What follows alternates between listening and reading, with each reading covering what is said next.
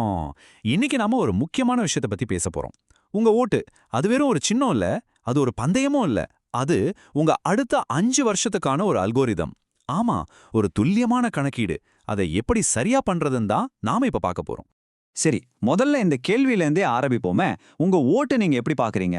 ஏதோ ஒரு குதிரை பந்தயத்துல ஜெயிக்க போற குதிரை மேல காசு கட்டுற மாதிரி பாக்குறீங்களா? இல்ல உங்க எதிர்காலத்தையே தீர்மானிக்க போற ஒரு கணக்கீடா பாக்குறீங்களா? உணர்ச்சி வசப்பட்ட முடிவெடுக்கிறத விட்டுட்டு கொஞ்சம் லாஜிக்கா யோசிக்கலாம் வாங்க. நம்ம ஜனநாயகத்தோட அடிப்படை அமைப்பே ஒரு பாட்டம் அப் சிஸ்டம் தான். அதாவது கீழிருந்து மேல் நோக்கி போறது. நாம தகுதியான திறமையான எம்எல்ஏக்களை தேர்ந்தெடுத்தா அவங்க எல்லாரும் சேர்ந்து தான் ஒரு நல்ல அரசாங்கத்தை உருவாக்குவாங்க. சிம்பிளா சொல்லணும்னா, அஸ்திவாரம் ஸ்ட்ராங்கா இருந்தாதானே கட்டிடம் நல்லா இருக்கும். நம்ம எம்எல்ஏக்கள் தான் அந்த அஸ்திவாரம். சும்மா யோசிச்சு பாருங்களேன், ஒரு மொபைல் ஃபோன் வாங்குறதுக்கு எவ்ளோ ரிசர்ச் பண்றோம். ஆனா அடுத்த 5 வருஷம் நம்ம வாழ்க்கைய தீர்மானிக்க போற அரசாங்கத்தை தேர்ந்தெடுக்க இந்த பகுப்பாய்வுல நம்ம ஓட்ட ஒரு முக்கியமான முதலீடு மாதிரி நினைச்சு எப்படி லாஜிக்கலா ஒரு முடிவுக்கு வர்றதுன்னு தான் பார்க்க போறோம்.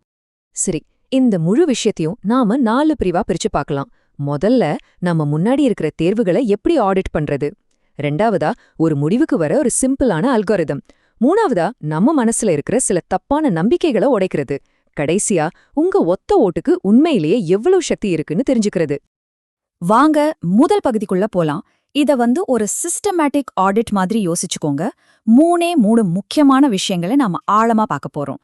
முதல்ல உங்க தொகுதி வேட்பாளர். இவர் உங்க ஏரியாவுக்கு வரப்போற ஒரு ப்ராஜெக்ட் மேனேஜர் மாதிரி நினைச்சுக்கோங்க. அவர் உங்ககிட்ட பேசும்போது நம்ம ஏரியால இத்தனை பிரச்சனை இருக்குன்னு டேட்டாவோட பேசுறாரா இல்ல சும்மா உணர்ச்சி வசமா பேசுறாரான்னு கவனிக்கணும். அடுத்து தேர்தல் ஆணையத்துக்கு கொடுத்த அஃபிடவிட்ட செக் பண்ணுங்க. அவர் மேல கிரிமினல் கேஸ் இருக்கா, அவரோட சொத்து மதிப்பு எப்படி திடீர்னு ஏறிச்சு, இதெல்லாம் பாருங்க. ரொம்ப முக்கியமா, ஜெயிச்சதுக்கு அப்புறம் அவரை நம்ம ஈஸியா பார்க்க முடியுமா, நம்ம குறைகளை சொல்ல முடியுமா, இதுதான் முக்கியம். இந்த தகவல் எல்லாம் எங்க போய் தேடுறதுன்னு யோசிக்கிறீங்களா? இந்த டேபிள பாருங்க. வேட்பாளர் மேல கிரிமினல் கேஸ் இருக்கா, அவரோட சொத்து மதிப்பு என்னன்னு பார்க்கணுமா? myneta.info ஒரு வெப்சைட் இருக்கு. அவர் சட்டமன்றத்துல எத்தனை நாள் ஆஜராகியிருக்கார், எத்தனை கேள்வி கேட்டிருக்காருன்னு தெரியணுமா? அதுக்கு PRS இந்தியா இருக்கு. இப்படி எல்லா தகவல்களும் நம்ம விரல் நுனியில இருக்கு. ஓகே, அடுத்தது முதல்வர் வேட்பாளர். இவரை நம்ம மாநிலத்தோட சிஇஓவா கற்பனை பண்ணிப்போம். உங்க தொகுதி எம்எல்ஏ ஒரு ப்ராஜெக்ட் மேனேஜர்னா, மாநிலம்ங்கிற பெரிய கம்பெனியை வழிநடத்த போற சிஇஓ இவர்தான். அப்போ இவரோட தொலைநோக்கு பார்வை என்னன்னு நம்ம கண்டிப்பா தெரிஞ்சுக்கணும். ஒரு நல்ல சிஇஓவை எப்படி நாம மதிப்பிடுவோம்? அந்த கம்பெனியோட கடன், வருமானம், புதுசா என்னென்ன முதலீடுகளை கொண்டு வராரு, ஊழியர் நலன், இதையெல்லாம் வச்சுதானே? அதே லாஜிக் தான் இங்கேயும்.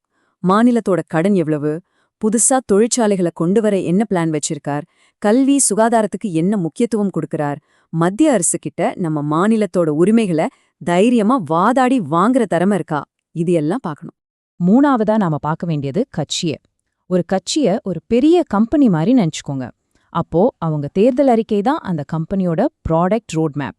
அவங்களோட கொள்கைகள் தான் அந்த கம்பெனியோட கல்ச்சர்.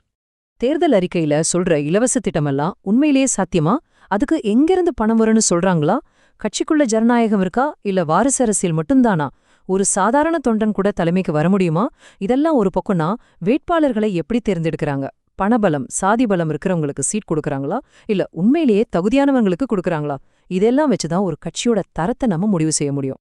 சரி, இப்ப நாம ஆடிட் எல்லாம் முடிச்சிட்டோம். நம்ம கையில நிறைய டேட்டா இருக்கு. இந்த டேட்டாவை வச்சு எப்படி ஒரு குழப்பம் இல்லாம தெளிவான முடிவுக்கு வருது? அதுக்கு தான் இந்த சிம்பிளான ரேங்கிங் அல்காரிதம். இப்போ இந்த அட்டவணைய கொஞ்சம் நல்லா பாருங்க. ரொம்ப சிம்பிள். உங்க வேட்பாளர், சிஎம் கேண்டிடேட், கட்சியோட கொள்கை, மூணுமே உங்களுக்கு பிடிச்சிருக்குன்னா சூப்பர். அதுதான் ரேங்க் 1. யோசிக்காம ஓட்டு போடலாம். இதுதான் பெர்ஃபெக்ட் மேட்ச். சரி, உங்க வேட்பாளர் நல்லவரு, ஆனா சிஎம் கேண்டிடேட்ட பிடிக்கலையா? பரவாயில்ல, இது ரேங்க் 2.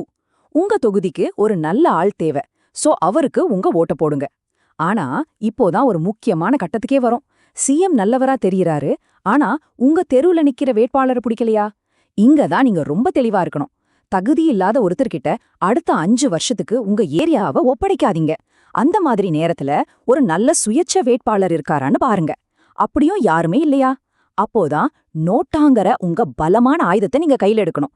நீங்க நிறுத்தின யாருமே சரியில்லைன்னு கட்சிகளுக்கு நீங்க சொல்ற ஒரு தெளிவான மெசேஜ் அது. அடுத்து ஓட்டு போடுறத பத்தி நம்ம மனசுல ஆழமா பதிஞ்சு போன சில தவறான நம்பிக்கைகள் இருக்கு. அது நம்மள சரியான முடிவுகளை எடுக்க விடாம தடுக்குது. அந்த மாயைகளை இப்போ ஒன்னொன்னா உடைப்போம் வாங்க. நம்மள நிறைய பேர் என்ன நினைக்கிறோம், ஜெயிக்கிற குதிரை மேல பந்தயம் கட்டுற மாதிரி ஜெயிக்கிறவருக்கே ஓட்டு போடணும், இல்லனா நம்ம ஓட்டு வேஸ்ட்னு. இது 100க்கு 100 தவறான ஒரு லாஜிக். உங்க ஓட்டு ஒரு பந்தயம் கிடையாது, அது உங்களுடைய குரல். தகுதியான ஒருத்தர் ஒருவேளை தோத்துட்டா கூட அவர் வாங்குற ஒவ்வொரு ஓட்டும் ஜெயித்தவருக்கு ஒரு எச்சரிக்கை மணி மாதிரி. எனக்கு எதுல இவ்வளவு பேர் ஒரு நல்லவரை ஆதரிக்கிறாங்கன்ற ஒரு பயம் அவருக்கு வரும். உங்க ஓட்டு எதிர்காலத்துல ஒரு நல்ல மாற்று உருவாகிறதுக்கான ஒரு அரசியல் முதலீடு. யோசிச்சு பாருங்க, ஒரு மொபைல் ஃபோன் ரொம்ப பாப்புலரா இருக்கு, எல்லாரும் வாங்குறாங்கன்னு சொல்லி அதோட தரம் எப்படி இருக்குன்னு பார்க்காம நீங்க வாங்குவீங்களா? உங்க ஓட்டுங்கிறது ஜெயிக்கிறதுக்காக மட்டும் இல்ல, அது சரியான திசை இதுதான் அப்படின்னு அரசியல் கட்சிகளுக்கு ஒரு சிக்னல் கொடுக்கறதுக்காக. அடுத்து இன்னொரு கட்டுக்கதை. எதிர்க்கட்சி எம்எல்ஏவால தொகுதிக்கு எந்த பிரயோஜனமும் இல்லைன்னு சொல்லுவாங்க. ஆனா உண்மை என்ன தெரியுமா? ஒரு எதிர்க்கட்சி எம்எல்ஏ தான் உண்மையான வாட்ச் டாக். அதாவது நம்ம பணத்துக்கும் நம்ம உரிமைகளுக்கும் ஒரு சிறந்த காவலாளி. சட்டப்படி ஆளுங்கட்சியா இருந்தாலும் சரி, எதிர்க்கட்சியா இருந்தாலும் சரி, எல்லா எம்எல்ஏவுக்கும் தொகுதி மேம்பாட்டு நிதி சமமாதான் கொடுக்கணும். ஒரு ஆளுங்கட்சி எம்எல்ஏவால அவங்க அரசோட தப்ப தைரியமா சுட்டிக்காட்ட முடியாது. ஆனா ஒரு எதிர்க்கட்சி எம்எல்ஏ உங்க தொகுதிக்கு வர திட்டங்கள்ல ஏதாச்சும் தப்பு நடந்தா அதை தைரியமா தட்டி கேட்பார். சட்டமன்றத்துல கேள்வி எழுப்பி அரசாங்கத்தை வேலை செய்ய வைப்பார். இது நாம ரொம்ப சகஜமா கேட்கிற ஒரு விஷயம். நான் இந்த சிஎம் முகத்துக்காக தான் ஓட்டு போடுறேன்னு சொல்லுவாங்க. ஆனா இந்த லாஜிக்ல ஒரு பெரிய ஓட்டா இருக்கு. அது என்னன்னு இப்ப பார்க்கலாம். இந்த உதாரணத்தை கொஞ்சம் யோசிச்சு பாருங்களேன். உங்க கம்பெனியோட சிஇஓ ரொம்ப நல்லவர், ரொம்ப திறமையானவர். அதுக்காக உங்க டீமை வழிநடத்த ஒரு திறமையே இல்லாத மேனேஜரை வேலைக்கு எடுப்பீங்களா? நிச்சயமா மாட்டீங்க இல்லையா? ஏன்னா உங்க தினசரி வேலைக்கு பொறுப்பு உங்க மேனேஜர் தானே தவிர சிஇஓ இல்ல. இப்போ அதே லாஜிக்கை இங்க பொருத்தி பாருங்க. உங்க எம்எல்ஏ தான் உங்க பகுதியோட லோக்கல் மேனேஜர், முதலமைச்சர் மாநிலத்துக்கே சிஇஓ. உங்க தெருவுல ரோடு சரியில்லை, தண்ணி வரலன்னா நீங்க சிஎம் ஆஃபீஸ்க்கா ஃபோன் பண்ணுவீங்க? இல்ல உங்க மேனேஜர், அதாவது உங்க எம்எல்ஏ கிட்ட தானே கேட்பீங்க. அவர்தான் உங்களுக்கான முதல் தொடர்பு புள்ளி. இந்த டெக்னிக்கல் உதாரணம் விஷயத்த இன்னும் தெளிவா சொல்லும். உங்க கம்ப்யூட்டர்ல ஒரு சூப்பரான லேட்டஸ்ட் ப்ராசஸர் இருக்கலாம். ஆனா மத்த பாகங்கள் எல்லாம் ரொம்ப பழைய ஹார்ட்வேரா இருந்தா அந்த ப்ராசஸரால என்ன பண்ண முடியும்? அதே போலதான் முதலமைச்சர் எவ்வளோ திறமையானவரா இருந்தாலும் அவருக்கு கீழே இருக்கிற எம்எல்ஏக்கள் சரியில்லைன்னா அந்த அரசாங்கம் சிறப்பா செயல்படவே முடியாது. சரி, நாம இப்ப கடைசி ஆனா ரொம்ப ரொம்ப முக்கியமான ஒரு பகுதிக்கு வந்திருக்கோம். என்னோட ஒரே ஒரு ஓட்டு என்னத்த பெருசா மாத்திட போகுது? இந்த கேள்விக்கு பதில் வரலாற்றிலேயே இருக்கு.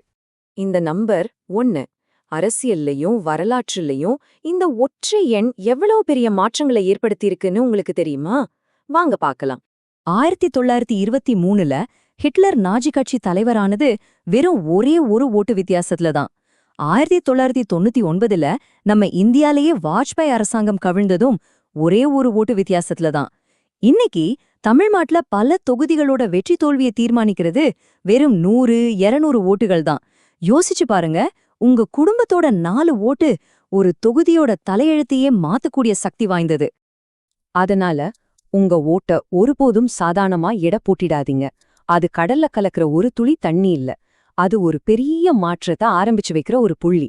நீங்க ஒரு தகுதியான ஒருக்கு ஓட்டு போடும்போது உங்கள பார்த்து உங்க நண்பர்கள், உங்க குடும்பம்னு ஒரு சங்கிலி தொடர் வினை உருவாகிறதுக்கான வாய்ப்பு இருக்கு. சொல்லப்போனா உங்க ஓட்டு தான் அடுத்த 5 வருஷத்துக்கு உங்க மாநிலத்தை இயக்கப் போற ஒரு கம்ப்யூட்டர் கோடு. அந்த கோடு வளர்ச்சிக்கான கட்டளையை எழுதப் போகுதா இல்ல வீழ்ச்சிக்கான கட்டளையை எழுதப் போகுதான்னு முடிவு பண்ண வேண்டிய ஒரே ஆள் நீங்க தான். இந்த வரிகளை மனசுல ஆழமா பதிய வச்சுக்கோங்க. நாம அரசியலை கத்துக்காம ஒதுங்கி இருந்தா அரசியல் நம்ம வாழ்க்கையை தீர்மானிக்க ஆரம்பிச்சிடும். உங்க கையில இருக்கிற அந்த ஓட்டு தான் உங்களுடைய மிகப்பெரிய அதிகாரம். அதை சரியா பயன்படுத்துங்க. அரசியல்ங்கிறது எங்கேயோ டெல்லியில நடக்கிற விஷயம்னு நினைக்காதீங்க. அது உங்க வீட்டு கிச்சன்ல சிலிண்டர் விலையா இருக்கு, உங்க குழந்தையோட ஸ்கூல் ஃபீஸா இருக்கு, நீங்க தினமும் நடக்கிற சாலையா இருக்கு. நம்ம வாழ்க்கையோட ஒவ்வொரு பகுதியிலையும் அரசியல் இருக்கு. அதை நாம தான் தீர்மானிக்கிறோம். இப்போ உங்ககிட்ட ஓட்டு போடுறதுக்கான ஒரு தெளிவான அல்காரிதம் இருக்கு. இந்த டேட்டாவை, இந்த லாஜிக்கை வச்சு உங்க அடுத்த 5 வருஷத்தை நீங்க எப்படி ப்ரோக்ராம் செய்ய போறீங்க? முடிவு உங்க கையில தான் இருக்கு. சிந்திச்சு செயல்படுங்க.